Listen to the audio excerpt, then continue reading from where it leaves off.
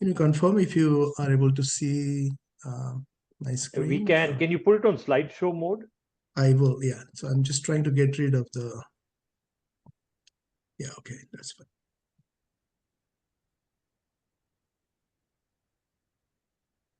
So once again, thank you very much. So this is a real privilege. So I'm going to talk about, of course, happiness and well-being. Well-being being one of my areas of work for over a decade now, but also my exposure to happiness, the art and science of happiness mostly.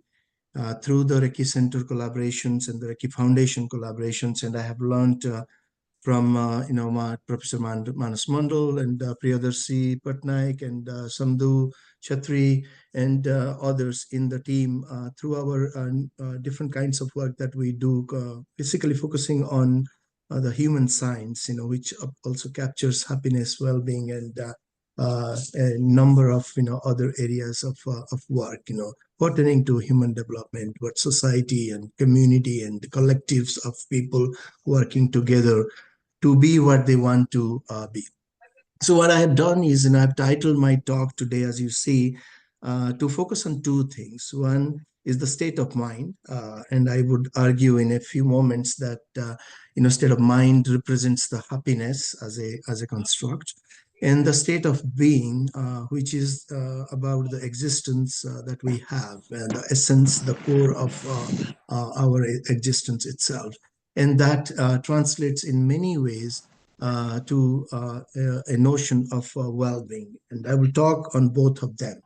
And then also kind of, explore the possibility of to what extent it is a interrelated science, both happiness and well-being, whether that is a possibility or feasibility or not, so I will argue that.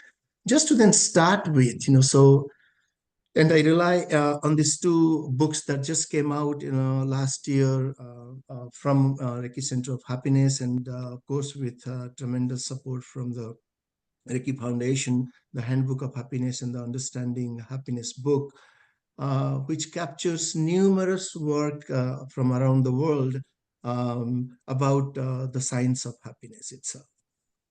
So if you look at what they're saying in those books, and beyond the books, also in the literature of happiness, happiness is defined as a state of mind. Of course, it extends to a state of body, and the heart and the spirit and other things.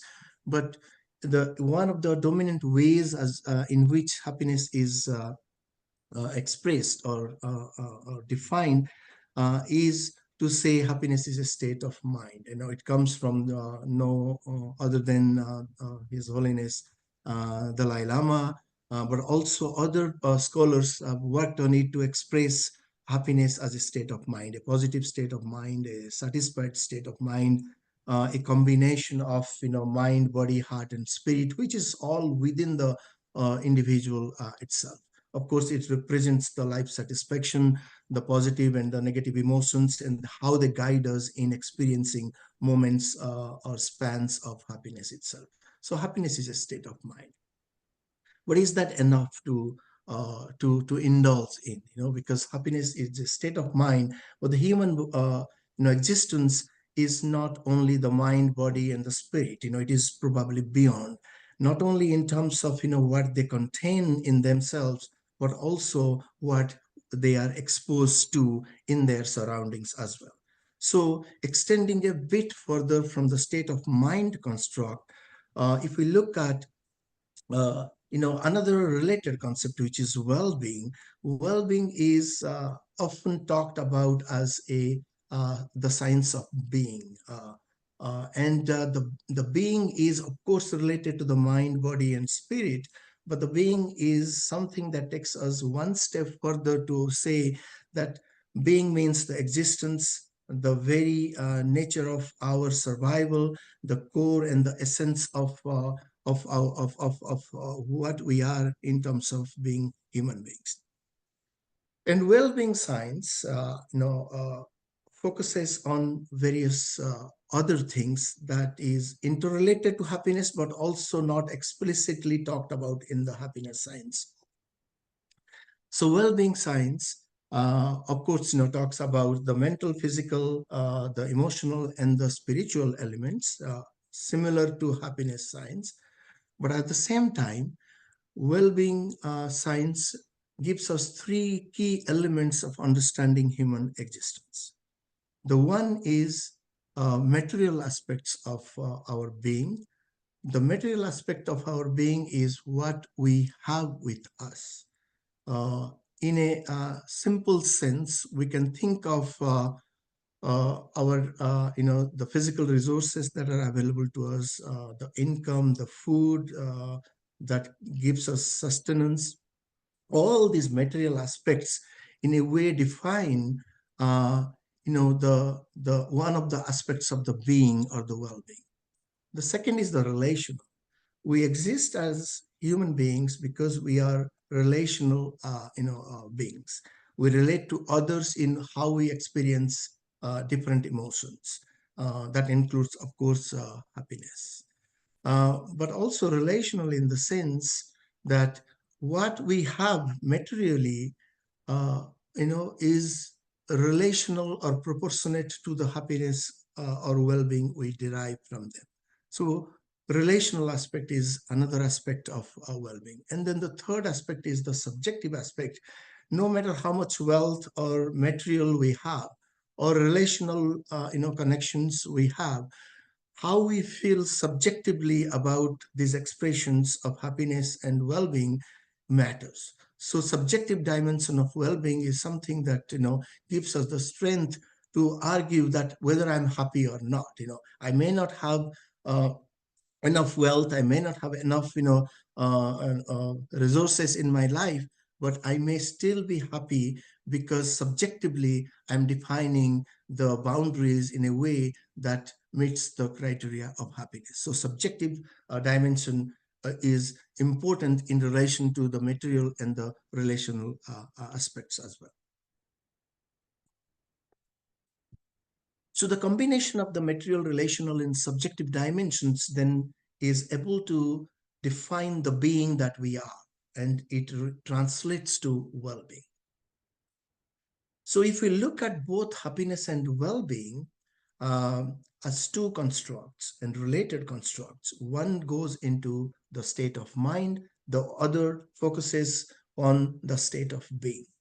The key challenge or the question that I want to address in this talk today is to say, do we always see state of mind and state of being separately from each other? Because they are contained in us. If you look at an individual, a human being, both the being and the mind, and then the heart and the body, all of are interrelated in the way they are composed within us, an individual. Therefore, there are many connections between the being and the mind that already exist. And I would refer back to the two volumes that came out last year on happiness from Reiki Center. If you look at how many times they refer to state of mind to explain happiness, it is interesting. So the two books refer to state of mind uh, almost 45 times to explain happiness. But at the same time, the two volumes refer to state of being almost 35 times to explain happiness. So happiness in those two volumes of a book is explained by using both state of mind and state of being. And that's the encouragement I have to talk about state of being and state of mind today. And it is not a you know you know the reference to state of mind and state of being as happiness is not ignorance. It is calculated. It is well understood in the minds of the scholars that have written those chapters in those books. So they're finding that state of mind and state of being can interchangeably be used to talk about happiness. And therefore, the question here is manifold actually. How do we get over this dilemma of state of mind and state of being in talking about, in understanding and defining and furthering the science of happiness, but in relation to well-being, which is the science of being? I have four different areas of questions that I would address in the talk, in the rest of the talk today. The first question is about the interchangeability between state of mind and the state of being. Is it okay to use state of mind and state of being interchangeably to talk about happiness? So is it really state of mind and state of being both together that gives us an expression of happiness and well-being? I will address that in the talk. The second question is it possible to look beyond the individual to include a collective and community? A lot of the science of happiness or well-being uh, is expressed in terms of the happiness and well-being of individuals, who we are in terms of experiencing sense of happiness as individuals. But there is also a direction in the sense how we experience happiness as a collective, and it is the relational aspect that actually brings this question up. Can we experience happiness as a community, as a collective, as a group, as a society? Because my happiness may be related to my neighbor's happiness, and I would not be happy unless the group, that the community and the collective that I'm part of are also happy. So to look at happiness as a collective and community experience rather than as an individual experience is the question. The third question is it possible to move from a focus on human and social aspects to an integrated perspective? Because when we talk about happiness, we talk about mind, body, spirit, emotions, and that pertains to mostly an individual. Uh, and it is exposing the human dimensions of happiness and well-being to a great extent. So the question here is, can we go a little beyond the human, the social aspects of happiness, the psychological aspects of happiness, to talk about what other factors cause happiness or what other factors influence happiness and therefore also well-being? So therefore, my question here is, can we bring in ecological or the environmental aspects into how we perceive, how we conceive happiness in our own minds? And then the fourth one is an inclusive and unified science of happiness hyphen well-being possible? And that's a bigger question that I pose to all of you, because you all work on the science of happiness or keep an interest on the in the science of happiness. So I would pose that question, but try to kind of grapple with that a little bit through my rest of the presentation. But the question is it possible to even think more of a more inclusive science, more unified science that combines the state of mind and the state of body? Having done that, now what I will do is I will spend some time to give you a story. And the story comes from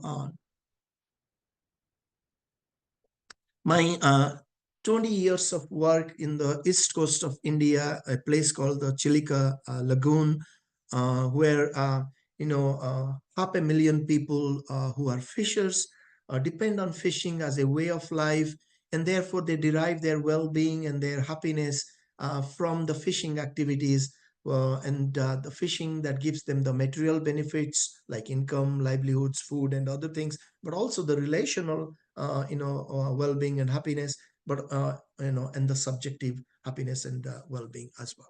So I will take you to the east coast of India, and to start that presentation, I want to show you some images. What you see on the slide, if I was in a room, I would ask you, some questions and engage with you in a better way. But I would refrain from doing that because we are virtual, and I know the time is of essence.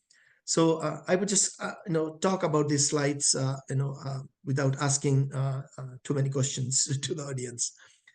So what you see on this slide or the screen is a number of images from Chilica Lagoon fishing community. You see fish, you see dolphins swimming, you see birds flying, you see boats, trying to venture out into the lagoon. You see sea creatures like octopus, stingray, and jellyfish. So all of these things. And if anyone looks at it, it gives a nice representation of the environment within which, or the ecosystem within which Chilica Lagoon, both its society, the community, and the ecosystem are couched in. So this is a nice representation of the rich ecological diversity, the environmental richness of Chilica Lagoon itself. This composed Chilica is composed of all these vast diversities in the ecology or ecosystem that gives it meaning. And I will extend that further in my later part of the talk. Then if you look at this slide, you see different kinds of images. You see people in each of these slides. You see human beings, people who are trying to catch fish, people who are trying to sort or grade a fish, people who are trying to do road shows, movements, being the land of Gandhi, so people protest and go and say things that they need. Uh, People gather in, movements. You can see there is rallies and other things. People do group meetings in the nights with a lantern or in a using a Petromax Max. People get married in a social system. So these are all a representation. These images are representation of how a society, a community functions. There are different activities we do, or the Chilica Lagoon community people engage in to survive as a society. But if you look at the previous slide and this slide, are they disconnected from each other? I would argue that they are not disconnected from each other.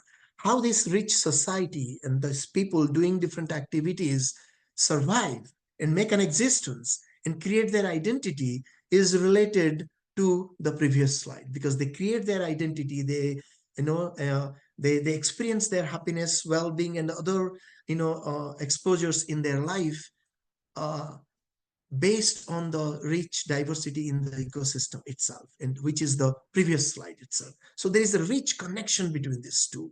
Human beings and the human society would not be what they are without the rich diversity, without these images itself. At the same time, this rich diversity, or this slide would not be possible without its connection to this particular slide with the human beings. So I want to highlight that connection in terms of my talk on state of mind and state of being. Being in Chilica Lagoon gives you a different kind of state of mind on a sitting on a boat, but engaging in these activities relates to the state of mind and the state of being as you derive from the rich diversity in the ecosystem. To extend that narrative, then if you go to Chilica Lagoon, you will see signboards like this, which talks about what Chilica Lagoon has. It has all sorts of things: millions of migratory birds, 230 species, 217 species of fish, um, and other kinds of rare species that live in here. So it's a rich biodiversity uh, uh, oriented ecosystem itself. But as a social scientist, what I always do, I superimpose the number of people that live in Chilica Lagoon. If you see, in addition to those that rich biodiversity ecosystem, all those 200 plus fish and 230 different types of bird and other kinds of animals and creatures, there are 400,000 fishers and their families that live in and around Chilica Lagoon.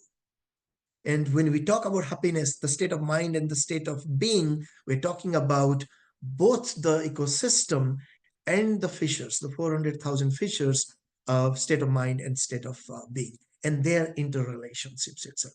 So what does it become then? So if people, these 400,000 people depend on Chilika Lagoon for their livelihoods, for their identity, for their sustenance, for their state of mind and state of being, then it becomes an integrated system of humans and the ecosystem, human and environment, where they're completely connected, and the disconnection between those two would lead to a disruption in the state of mind and the state of being itself. Okay, that's my core argument that I'm making. So let's go a little deeper into some more images to look at what is happening in Chilika Lagoon in terms of the state of mind and state of being experiences by these people. So those who do not know Chilika, it's on the east coast of India in the state of Odisha. Um, it's one of the largest lagoons in Asia and one of the five largest lagoons in the world itself. 1,200 square kilometer. Okay, 150 communities or villages with those 400,000 people live in this rich ecosystem and around the ecosystem itself. But until 1980, everything was going well. The state of mind and the state of being was, was somehow experienced well by the people, because they were relying on the lagoon to get fish that would give them an income, that would give them an identity as a fisher, that will also give them all the avenues of making a living by depending on the lagoon, and therefore everything was well. And I would, in the context of this talk today, I would focus that the state of mind in the state of being in Chilika Lagoon was comparatively better at the before 1980s. What happened in 1980s? In 1980s, something happened that disrupted the state of mind and state of well-being being in the Chilika Lagoon society and the fishers especially. Until 1980s, people would go catch fish, sell it in the market, and then get the money or income, use that to make a living. Kids would go to school. Other things would happen in their lives. In 1990, and I'm telling this story in a very, very concise way because of the time. In 1980, instead of you go and catch a fish and then sell it, there is large scale aquaculture, artificial aquaculture that came in into the lagoon. Okay? Um, because the price of this shrimp, tiger shrimp that you see, from 50 cents a kilogram became $7 in the international market. So when money factor was related to this shrimp, everybody wanted to grab onto the lagoon. So the poor and the marginalized and the fishers by caste, people who had exclusive rights to the lagoon to make a living and manage their state of mind and manage their state of being, a lot of higher caste people, it's India, it's a caste system, higher caste, elites, rich people came in and then said, okay, we're going to do aquaculture because we can sell it for $7 in the international market. So a lot of rich people came in suddenly, and then they started to encroach the traditional fishing areas of these people that were doing fishing naturally there. So that brought a lot of disruption in Chilika Lagoon itself. What happened because of that? Of course, people lost their fishing areas. They cannot fish now because powerful people have snatched or taken or encroached their fishing areas. So the state of being and state of mind that was relying on the fishing activities is disrupted because they cannot, most of them cannot now fish because their area is encroached by powerful people. Of course, being the land of Gandhi, there were social movements, people protested, and all of those things happened. People came on the street, said, rights to life and livelihoods is our birthright, and nobody can take our fish. All sorts of things happened. Of course, the Supreme Court and the High Court of Orissa state and Supreme Court of India banned aquaculture in the lagoon as a result of this protest. And you can take this protest and movement as a fight to retain their state of mind and state of well-being when it was disrupted. Okay, people went to fight for it. But in effect, aquaculture continues. It's very hard to get the area back from the powerful people. Until today, aquaculture continues. The second episode that happened, and which disrupted further the state of mind and state of being of Chilika Lagoon communities of the fishers, is creation of a seamouth, because lagoons are connected to sea, because seawater comes in and fresh water comes from the other side. It becomes brackish water, and therefore it nurtures the ecosystem. It's a unique ecosystem. Many fish that can grow in the lagoon cannot grow elsewhere, neither in the fresh water nor in the seawater, because it is brackish water. It's a typical ecosystem. So it's very typical that sea mouth would get closed, but in 2020-21 the mouth was getting closed. So there was a decision by the government to open a new sea mouth, the red spot that you see. They created, or basically dredged out, a new sea mouth on the lagoon, which is very, very unwanted at that time in the lagoon, because you just don't dredge out, you don't play with mother nature. Okay, you don't dredge out a seamouth. So when they dredged out a seamouth in front of the lagoon, which looked like this at that time, it was dredged, humanly created. The flow of water changed into the lagoon, and I'm talking about how our state of mind and well-being is defined by the forces of nature. So when more and more saline water started to flow into the lagoon, the ecological balance, the brackish water, brackish water is a creation of combination of fresh water and saline water in certain amounts. When the saline water amount increased, it disrupted the ecosystem. So many fish would not be able to survive because the water has become like seawater, like more saline. So the ecological disruption started to happen because of the excess flow of seawater into the lagoon. To show you more images, these are barnacles. Barnacles are sea animals. They thrive in the sea, which means they need certain pH factor. They need high salinity to survive. So now, with the change in water quality in the lagoon, barnacles started to infest the lagoon. What happens when you have barnacles in your lagoon? Barnacles are like sharp blade. You cannot walk on them. They would cut your feet. So if you can't walk into the lagoon, for example, the fishers, you cannot fish because the ecosystem has changed. But with the barnacles also, there are many things that you exclusively see in the sea started to surface in the Chilika lagoon ecosystem.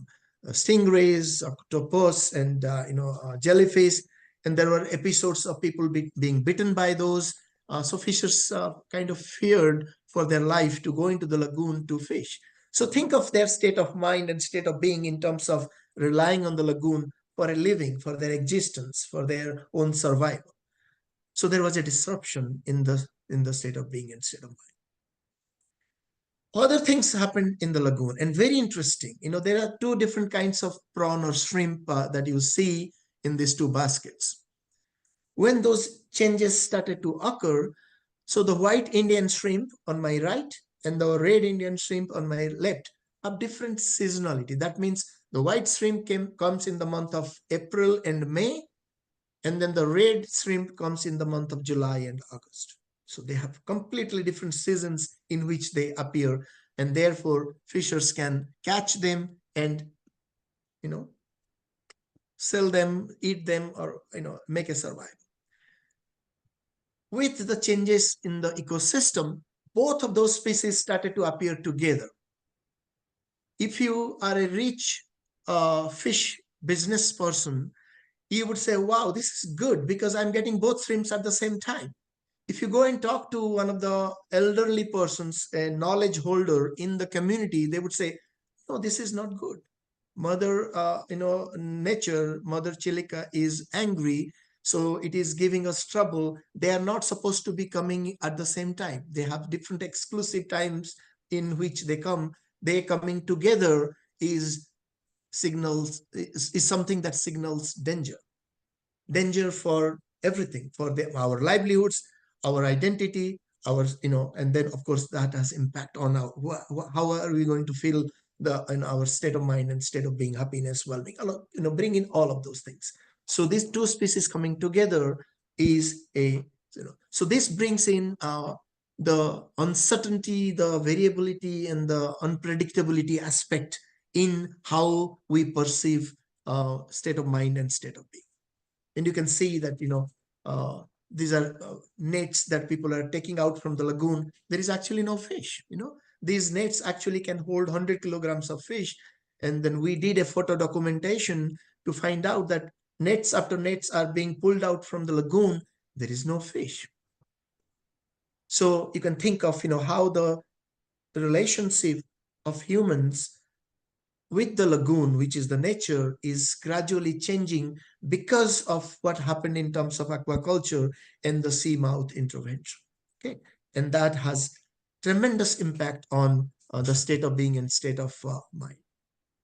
Of course, women being a large group and most important group within fishing societies, uh, they started to deal with small fish. And the metaphor here is, bigger the fish, more powerful is women in the society, because they deal. Men catch fish, they bring on the land. The moment the fish lands on the on the land, women take possession. They process it, they make it dry into dry fish, they market it, they own it. They take, they do everything around the fish. Therefore, the bigger fish, when there was a time when the fish were bigger, women were more powerful. With the size of the fish dwindling, the women in the Chilica society became less powerful. The size of the fish, represents the power of the women in the society in Chilica, and therefore their state of mind and their state of being itself. And then, of course, during that time, if you walk into a household and the kitchen, this is a, typical village kitchen. And if you ask anyone who knows Indian villages, the kitchen should not look like this. The fact that the kitchen is looking so dry and deserted and nothing is happening means that this household is not cooking food at all, because it is not supposed to be that clean, because kitchen is the place where life happens, activities happen, you know the fact that you find this kind of kitchen in many of the Chilica villages, testifies that people are going hungry, people are not probably eating well, not cooking food. So, my question as a human science, social science researcher is, when the wooden stove of the poor goes unlit for days together, you just walk a few feet away from there to the tourism site, you have floating restaurants. um, you pay $15, and you will have a sumptuous food served to you while you are floating on the lagoon itself. So the contrast in terms of how different groups of people experience their state of mind and state of being uh, is real, is to some extent, if you are a critical scholar, you think this is unacceptable.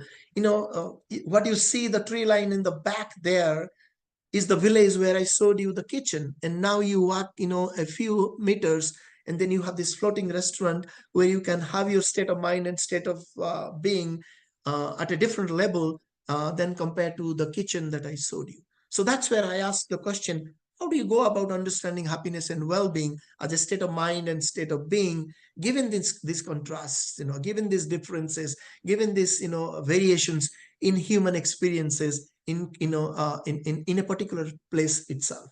And it is huge in my understanding, because these are defining factors in terms of how we understand and engage in state of mind and state of being science. And of course, if that critical relations, this is an interesting image for me, and we have published about it also in in multiple places. You see a seagull, you see dolphins, and you see fishers. And you say, why am I showing you these three different kinds of images? In how fishing takes place in the lagoon is a cooperation between these three things: the seagull, the dolphins, and the fishers. Fishers don't go just fish themselves, because now, even now they don't have GPS, they don't have, advanced technology to find out where the fish is. The seagull is the GPS. The seagull flies on the top because it is able to see schools of fish or groups of fish swimming. So it flies and chases that school of fish swimming in one direction. And then the dolphins, who are very gregarious animals, they come out when the fishers come out in the lagoon because they fear for their life as well. Dolphins are very social animals. So they look at the seagull and they swim in the same direction as the seagull is flying because they know that the fish is in that direction. So they follow the seagull. And then the fishers with their nets ready to fish follow the seagull and the dolphins because they don't know where the fish is. So they follow the seagull and the. So fishing is a cooperative activity. Fishing is a collaboration between the seagull and the dolphin and the fishers itself. And how the community in Chilica, I would argue, derives their state of being and state of mind is by this active collaboration between different beings, between different creatures and animals, and between themselves, because they don't fish alone, they fish in group. So how we derive our well-being and then state of mind and state of being is or can be seen as a collaborative activity, as a collaborative adventure, as a collaborative pursuit. And we see that glaring example in the case of Chilica Lagoon, where you see, fishing doesn't take place unless there is a collaboration between seagull, dolphin, and the fishers itself. And what happened because of the disruptions? This collaboration, these relationships got disrupted as well. Because less fish means, the dolphins will swim away somewhere else where there is fish. Seagull would go where the fish is. Maybe that is very far. The humans or the fishers would just struggle there with a negative state of mind, and not negative in the sense ill being, and not very good sense of mind and being itself. Okay, so to bring that part of the story to an end, I try to kind of engage with these people that look happy, the group of women that welcome to us when we took a field school to Chilica Lagoon. They welcomed us, and you can see how happy they are in welcoming us into their community. So I try to, as a researcher, understand how people express this state of being and state of mind in their own language. We can define it scientifically using jargons and all of those things. And being, again, an interdisciplinary social scientist, and a qualitative researcher, I got 4 answers from the people. For all the changes that I talked about, how they expressed, how they defined those changes in their own language. So we used local expressions or metaphors. So people told that Chilica was our rice spot and our local bank, which means they're talking about not having fish in the lagoon means it's almost equal to not having rice in our pot, because it's a rice and fish culture. If you say I don't have rice in my home, people would laugh, because you are supposed to have rice all the time, because we are, I'm Odia, so we are big rice eaters, no matter what, we have rice at home. Okay. When pandemic happened, I went, and even in Canada, I went and bought 5 bags of rice, and because I didn't know whether we are going to get food or not, in 2020. So people are saying Chilica was a rice pot. So with the loss of fish, we have lost our rice in the pot. That means we are going hungry. We don't have food in the home. And if we have fish in the lagoon, we don't need to put money in the bank because we have fish in the lagoon. We can catch and get a living. We don't need to have money at hand or in bank. So they're saying Chilika was a rice pot in our local bank, and it's all gone now with this disruption. And think related to the state of mind and state of being. And this is a metaphor for social and economic changes on that is happening in the. Other people told me that, yeah, it's very bad because Mother Chilika is crying. That's the expression. And it might be a simple expression, but it has loads of meaning. It has tremendous meaning when people say Mother Chilika is crying. Of course, they refer to the lagoon as mother because it sustains, it gives them their caste identity as fishers, it gives them food, it protects them when they're in the deep water, fishing. So now their fishers are finding that their mother is crying.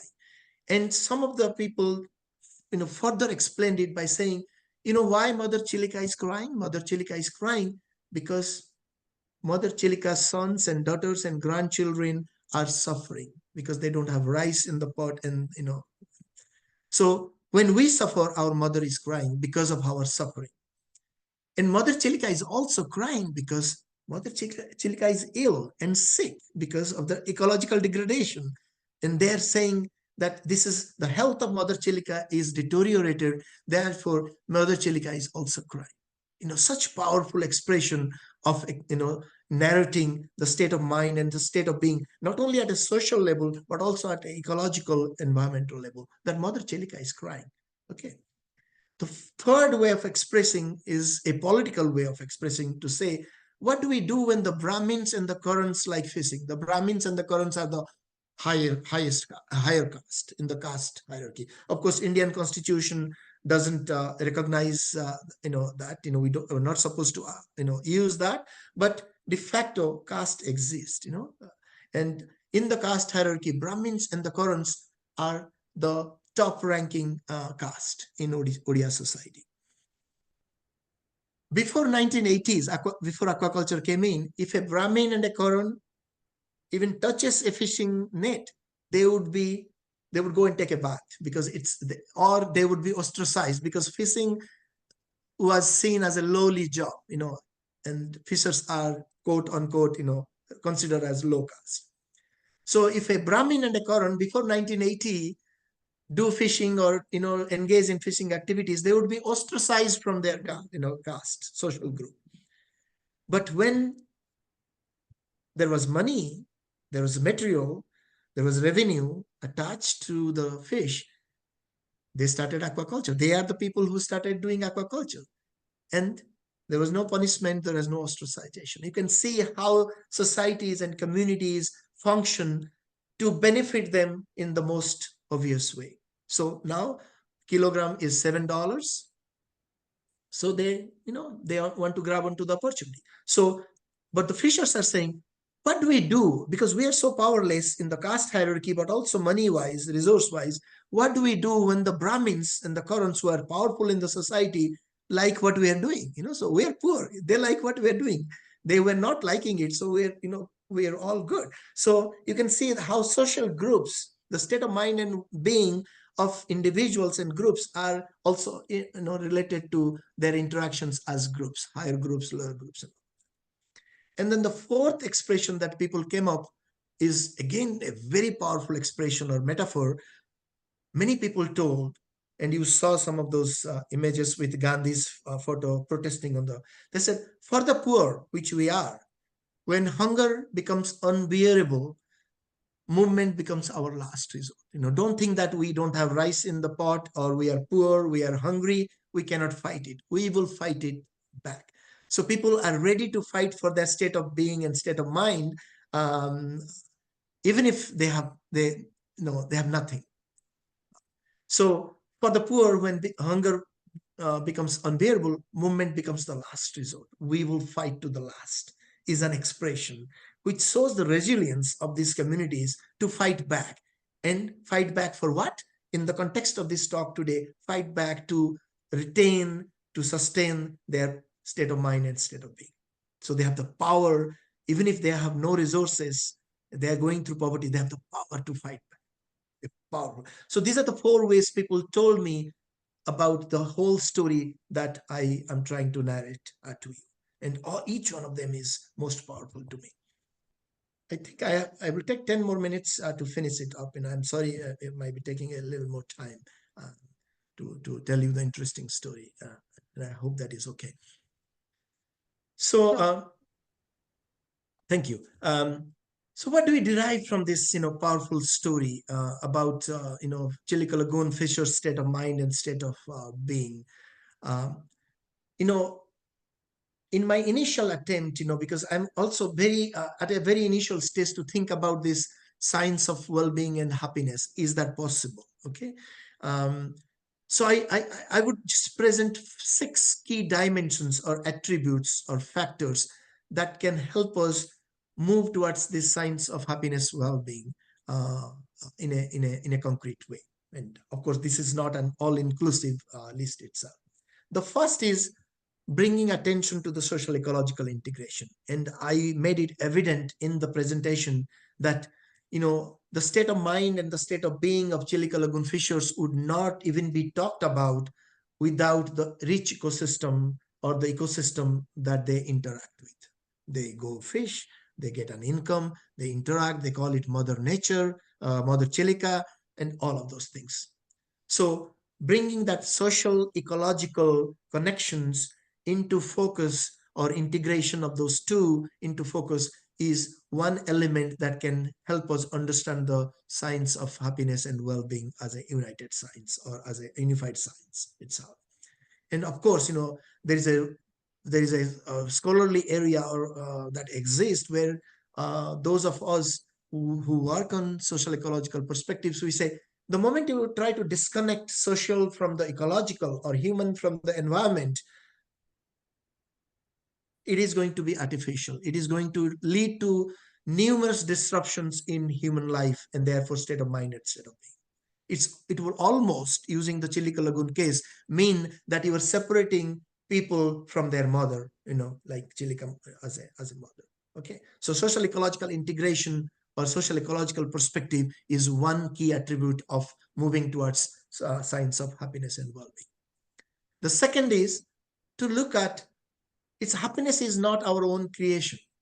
Of course we experience it, and then Dr. Ricky in your presentation, and Professor Mandal would talk about dopamine and other elements in our mind creating happiness.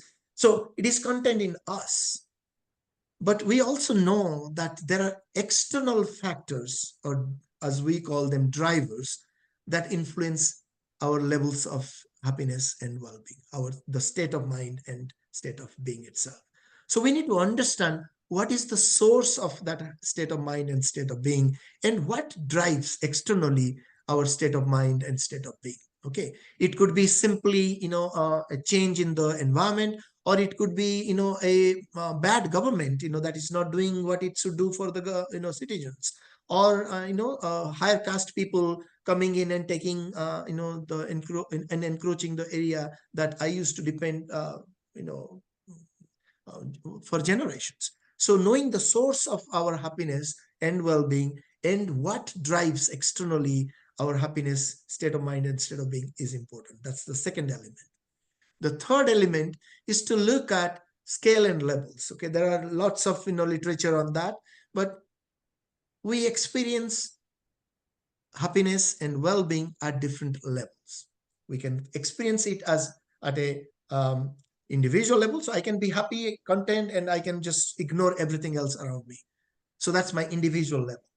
But if I am not happy with that, then I would say, okay, let me look around and see people that I work with, people that I live with, people that live in my society, my community that I'm part of, whether they are happy or not. What is their state of mind and their state of being?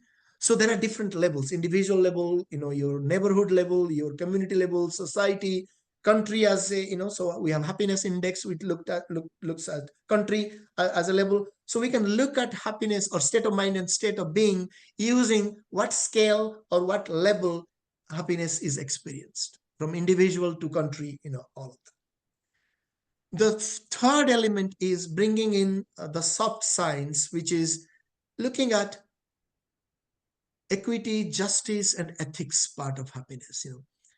Are we going to be happy and content if, as individuals, we are happy and not look at others? So, in many societies, especially in Chilica Lagoon, as I have presented, when some people become happy, it automatically results in other people becoming unhappy.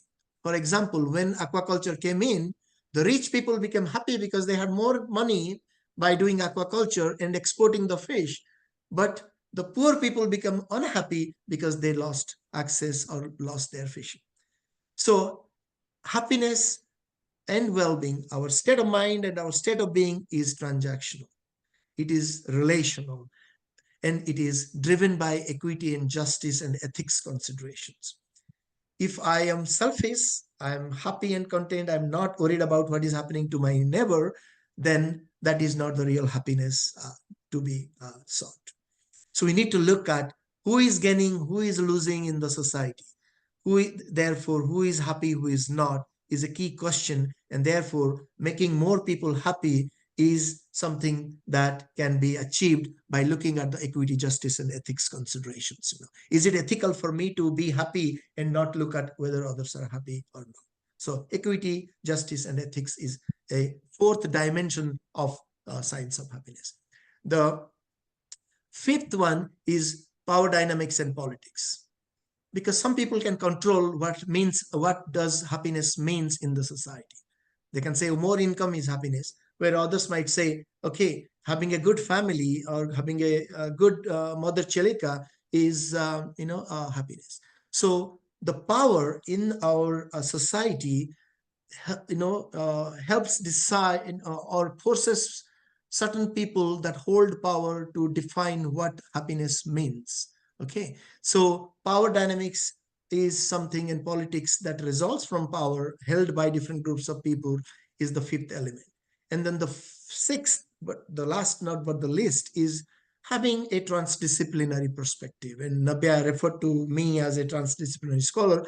When we have a transdisciplinary scholar, we are not sinking in one discipline, but we are using multiple disciplines to understand a phenomenon, which is the happiness well-being construct. And we can borrow, we can learn from multiple sciences to engage in happiness well-being hybrid science itself.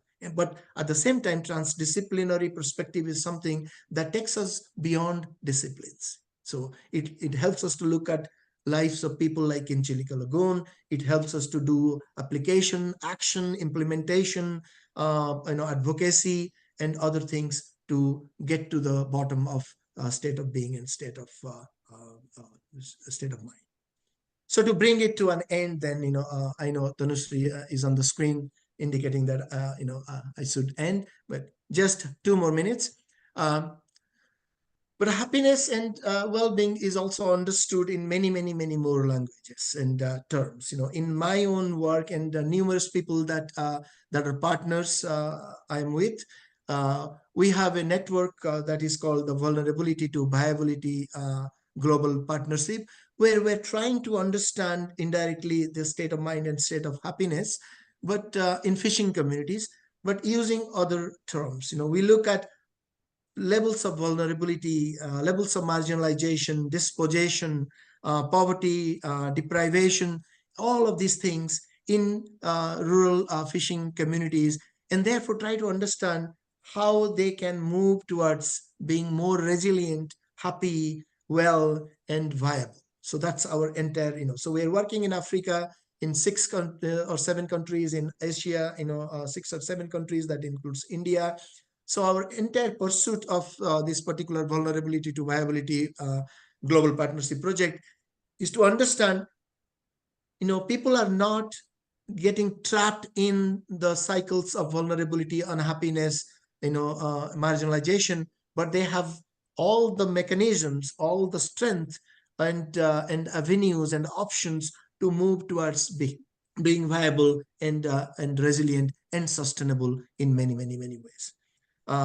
So this is we have a presence in 5 continents in the world. So with partners, and we're doing research in the countries that are highlighted on this particular map. If you are interested to know more about that work that is happening as part of the B2B Global Partnership, please refer to www.b2bglobalpartnership.org. But with that, you know, the final question is, how do we then move towards a hybrid science of happiness and well? So I would just conclude by emphasizing a few things. So state of mind and state of being are inherently linked, and we have seen numerous examples in the case study that I presented. They are inherently linked. They are not separate from each other. They are strongly influenced by the coexistence of material or physical reality, and then the ideal and the spiritual world itself. So there is an interaction. There is a coexistence. Happiness, well-being is multidimensional and complex. We need to explore it further, but it is multidimensional. It is just not a straight way in which we can explain and define and understand them. But my bigger question to all of you is such a hybrid unified science needed even? Is it feasible? Is it needed?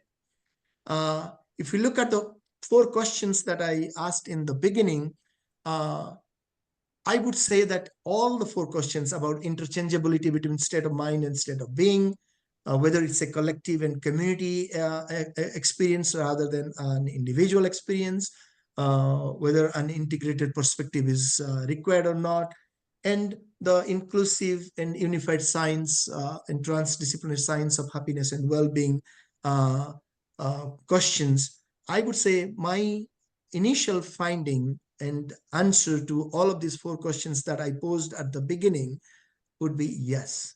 And I open it up for discussions and questions from you. And thank you very much for the invitation and and the opportunity to speak. Thank you. Thank you, Thank you so Prateep. What an excellent talk. And I'm amazed at the way you've connected happiness with the ecosystem and took us to the journey of the Chilika mother. And I can see the passion with which you've been involved in this.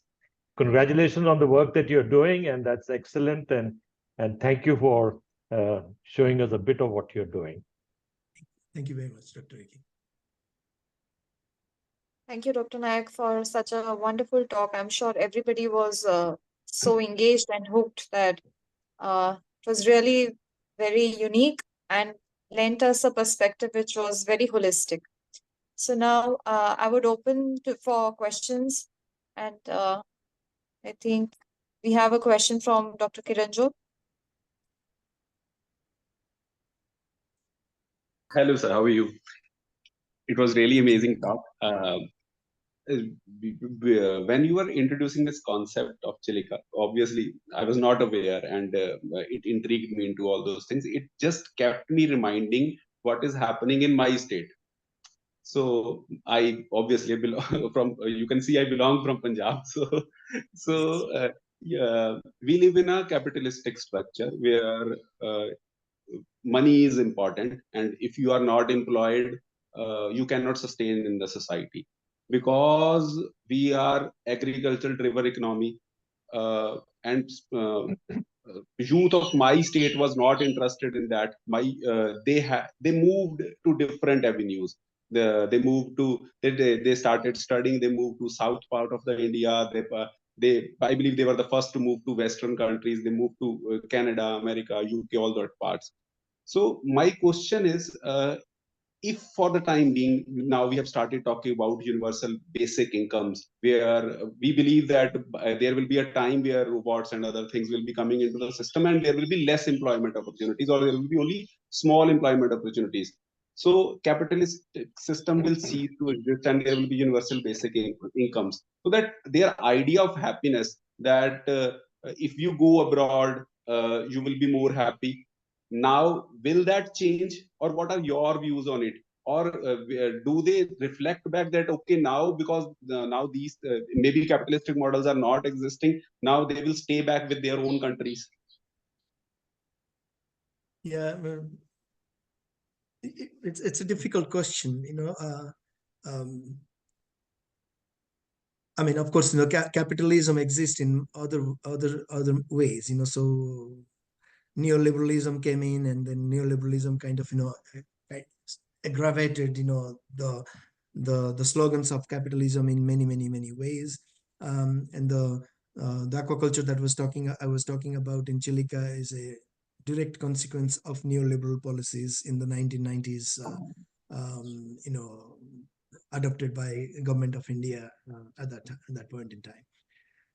Whether people respond to different triggers, so that's why I said, one of the attributes or dimensions of, how we can understand state of mind and state of being is by looking at the source and the drivers. What you were saying in terms of, capitalistic motivations and other motivations for people to pursue different, trajectories, uh, falls into that category. We need to understand what is driving people to, you know, um, leave one place and go to another place in pursuit of, various things. We need to understand that, there is no one factor that influences our lives as human beings. There are multiple factors. Um, how can we better understand those things? In their history plays a role in a lot of people, so there is a reverse migration, and I work on migration theory as well. So people migrate, or people move to a new place, and after a certain time people come back because they didn't find what they were seeking, or what they for what they had migrated. So it's called reverse migration. So a lot of people go back also. So you can relate to that by saying, okay, they were in pursuit of certain things in life, and when they don't achieve, they come back, but many people don't come back. Okay. uh, so we need to understand those drivers in a way, and then those drivers are very different in different societies. It would be different in Chilica. When they lost fishing, um, up to 75% of the adult fishers, men, migrated to cities as construction laborers, or even a watch person at a high rise, or working in factories and other things. Um, but many of them came back, and when they came back, what they told us, they said, until now, until I went to Chennai and worked there as a construction laborer, I was thinking that fishing is the hardest job on earth, because you go into the lagoon and struggle, and there is, various kinds of challenges. I thought fishing is the most challenging job that I was doing, and I was proud of doing that. But when I went to, Chennai or Mumbai or Hyderabad and did this, no, fishing is the easiest activity. Fishing was the most pleasant activity that I used to do, and most respectable job that I used to do. And that's why I have come back. But there is no fish to fish now. Okay. So we have to understand the drivers, the triggers, the motivations of people behind all of those decisions that relate to their state of mind and state of being. Thank you very much. Thank you, sir. I think I'll take the liberty to ask you a question. So I think my question is connected, and I wanted to ask you that you clearly mentioned that our happiness is dependent on the ecological, social, and political factors which are all around us, and we cannot deny their existence and dependence on our state of mind and well-being. So, but India remains a collectivist society, and while nations in the West have an individualistic approach, yet in the happiness index, we see that the Western nations and European nations rank much higher than India, where this individualistic approach and the material pursuits play a huge role. So I just wanted your thoughts on this contradiction. So. Yeah, great question. That is a really relevant and strong question. And if you look at the attributes or the dimensions, 6 dimensions of a hybrid science that I presented, one of them is power and politics and dynamics. If we look at the index, happiness index, the World Development Index, which is, so we have many indexes, so we have World Development Index, which is an annual study that is done by the World Bank, which basically counts income, so it takes the GDP of a country, divides it by the population, and then says how much each individual gets, whether, and physically they don't get that, but they just use that calculation to say what is the world, so they bring out a world development report where they calculate $1 a day is enough for happiness or not, something like that. Okay. Then there is the Human Development Index, HDI, which is another exercise which is done by the UNDP, United Nations Development Program, which takes the income, of course, but it also takes quality of life as a factor. Okay, and also takes life expectancy as another factor, but it still focuses a lot on the income, the material aspects of it. So that is another one. So countries that are higher up in the World Development Report, which is by the World Bank and GDP based, may be very low on HDI, the other report, Human Development Index report. Then the happiness report, happiness report index uses a whole set of different criteria itself. So the results are very different itself. But yes, we are sometimes surprised to see the top country. So but Finland is one of the top, the number 1 happiest country as per the recent report itself. And other countries that used to be top, like Bhutan and others, have gone. So you see that there is a particular trend in how countries are securing places on that, and I'm not an expert on that, but I would just say we need to look at all the dynamics that are happening, or the politics that is happening in terms of how people or countries get into that list or not. Okay, so are powerful countries showing up there as in the top list? I would say to a great extent, yes. Is there power play? Yes, could be. Is there politics? Yes, therefore the entire attribute or the dimension that I talked about in terms of power dynamics and politics is who has power, in our societies, has the ability to also define what is good for others, in addition to what is good for them. Okay, so they have the power to do it. Can we challenge it? Yes, we can challenge it. How do we challenge it? We can challenge it by doing what we are already doing well. So there is a lot of examples in our work we take from the learnings from places like Chilikalabut. Despite all of the odds, there was the collective, the way of living, the community way of living, caring for each other as a way of life. All of these things are still existence. So can we learn from them is the question, and therefore engage in redefining those criteria, those indexes, in a way that it reflects reality in essence. So I'll stop there. Thank you so much, sir. I think Mandal sir might have some thoughts on this as well. I do not have a question, actually. I just wanted to supplement what Professor Nayak said. Well, I think we use 3 pillars for understanding science of happiness in Reiki Center. One we call is that affluence, how much you have. You also talked about it, biological, psychological, social, economic, physical, what kind of resources you have.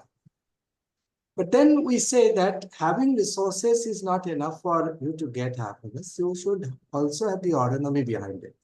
I mean, you should be able to make use of it whenever you need it. And if you fail to do that, even if you have got a lot of money, a lot of power, a lot of abilities, you would not be happy. And the third thing we say about how you appreciate means affluence, autonomy, and appreciation. How you appreciate yourself, that having power or having a lot of money or material resources may not give you enough of happiness. And in a collective society, we believe that we may be having nothing. Yet we believe that, yes, we are a happy lot because God has given us at least something. And that way, the subjective well-being as a concept has come. I think your focus is almost same, because when we talk about affluence, autonomy, you are talking about autonomy on your environmental resources. I mean, I should have the autonomy to make use of the environmental resources because we do not have enough of affluence. So we need to create a model in order to understand how change is taking place, because we cannot stop social change. We cannot. Question is whether it is sequential or cyclical. If it is sequential, we should have the ability through our research to predict what is going to happen. I'm not talking about AI. I'm talking about a social level of prediction, social, political, ecological, and geophysical kind of predictions. And if we think that it is cyclical, it means we'll get back to the same position where we actually started. So it's a theory where we have to understand that how the social change is taking place. Change is a gift of time, and you may consider as curse of time, because urbanization, capitalism, all these things have started coming up. We can't stop the change. Question is how we adapt to that change, and then from adaptation, how we can transform ourselves to the next level. So I think our research should be deliverable if we can actually tell people based on whom we are doing research, what are the abilities to do, I mean, in which way we can actually transform the lives of the people, particularly with reference to Southeast Asia. I'm not referring only to India. I'm referring to entire Southeast Asia, because the Oriental system is almost the same, except the boundaries, which are less meaningful otherwise. So this is what is my thought, that we do not want to decontextualize well-being. It needs to be contextualized. But at the same time, we need to understand within that context, what is the content that we have. And finally, the people about whom we are talking, what are their intent into it. So the context, content, and intent, all three are equally important to find whether you are interested in pleasure or satisfaction or happiness or well-being. There are 4 different words coming up. Unless we operationalize them, probably will not understand what is meant, what do we define by pleasure, what do we define by satisfaction, what do we define by happiness, and what do we define by well-being. After we do that, probably there is a progression. If you see the young people, they're more into pleasure. And in fact, they are in a pleasure trap. Then people move to happiness. And from happiness, they move to satisfaction, the quality of life. And from satisfaction, they probably ultimately move to well-being, where you have a connection with spirituality as well. Because that well-being is possible not only through affluence, autonomy, and appreciation. It needs to go beyond that, and then only that kind of well-being is possible. That's my thought. But brilliant, excellent, extraordinary. Thank you, sir, for your very enriching remarks. Now, I would like Professor Navkiran to close the session, and I would ask her to give a heartfelt thanks to Dr. Nayak.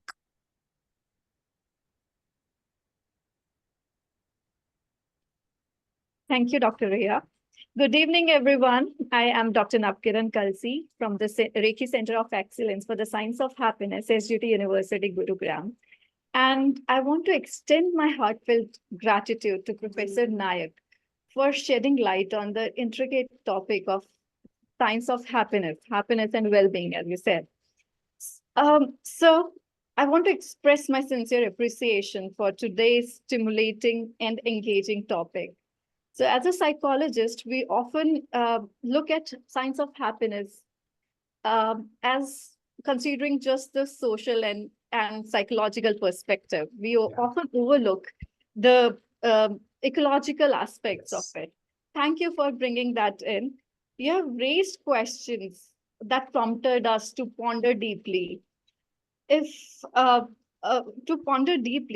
we are looking at happiness as a holistic model, so we have to, as you said, we have to look for a hybrid approach to understand happiness and well-being. Thank you so much, Professor Nayak, for guiding us through this enlightening journey. I'm sure everybody was enjoying your talk, and the way you beautifully brought in the Chilika biodiversity and the powerful narrative of the people and their happiness and how it is associated with their environment, with their ecological factors. Thank you so much, sir, for today's talk. I cannot thank you enough. You gave us a new dimension to look at happiness and well-being. I would also like to thank Reiki Foundation for planning and executing today's talk. And last but not the least, I would like to thank all the people present today. Without you, without your presence, this would not be successful. Thank you for the indulging discussions and for your presence. Thank you everyone for today's talk. Thank you. Thank you, Thanks very Dr. much. We do have some questions in the chat, and in the interest of time, I would request them to email it to Dr. Nayak, and I'll put the email ID in the chat so you all can reach out to him directly. And I'll just close now, and I'll ask Tanushri ma'am to make the final remarks. Thank you, Ria. I think after Navkiran, there is not much to be said, but still from my end, I would really like to thank you for such an interesting topic. Earlier too, we had speakers of repute addressing us on the science of happiness, but this time the perspective was very different. So the link between state of mind and state of being from a social ecological perspective was very intriguing. And I'm sure with time, you will, with an advancement in your research, you would have many more such perspectives to share with us. And we really look forward to hosting you and learning from you. Thank you so much. Thanks very much. Bye-bye. Great. Thank you, Pradeep. Thank you. Thank you for very stimulating talk. Thank you. Thank you everyone for joining today. Thank you so much. Thank you, Bye. Dr. Nayak.